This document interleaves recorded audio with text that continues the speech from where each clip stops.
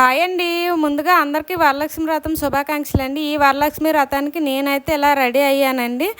ఇక్కడ వచ్చేసి పూజకు కావాల్సినవన్నీ సిద్ధం చేసుకొని నేనైతే రెడీ అవుతుండగా నా కూతురు ముందుగానే వచ్చేసి ఇక్కడ కాచుకొని కూర్చుంది. ఎప్పుడెప్పుడు నైవేద్యాలు తినేద్దామని చెప్పేసి ఇంకైతే నేను రెడీ అయ్యి దేవుడి గుడిలోకి వచ్చేసి మిగతా పూజ అంతా అయితే చేశానండి. ముందుగా దేవుళ్ళందరికీ పూజ చేశాక తర్వాత అమ్మవారికి అయితే పూజ చేయడం స్టార్ట్ చేశానండి.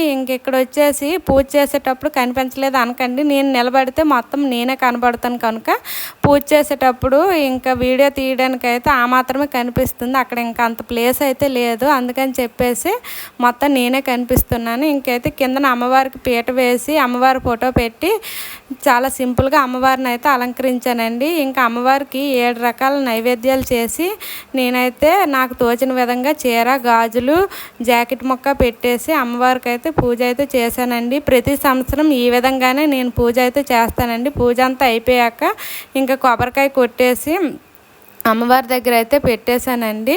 ఇలా ప్రతి సంవత్సరం నేను చాలా సింపుల్గా అయితే చేసుకుంటానండి. ఇంకా అమ్మవారి అనుగ్రహం మా మీద ఉండాలని అమ్మవారికి అయితే దండం పెట్టేసుకున్నాను. నేను పూజ చేశాక బయటకు వచ్చేసాక మా వారు అయితే అమ్మవారికి దండం పెట్టుకోవడానికి వెళ్ళారు. ఇంకా మా వారు వెళ్ళేటప్పుడు మా పిల్లల్ని కూడా తీసుకువెళ్ళి వాళ్ళ చేత కూడా మొక్కించారండి. ఇక్కడ మా ఆయనకి చాలా ఇష్టమైన ఘట్టం, మా వారు కాలు మొక్కుతుంటే మా అబ్బాయిని వీడియో తీయమంటే 1 సెకండ్లో తీసి ఆపేశాడు.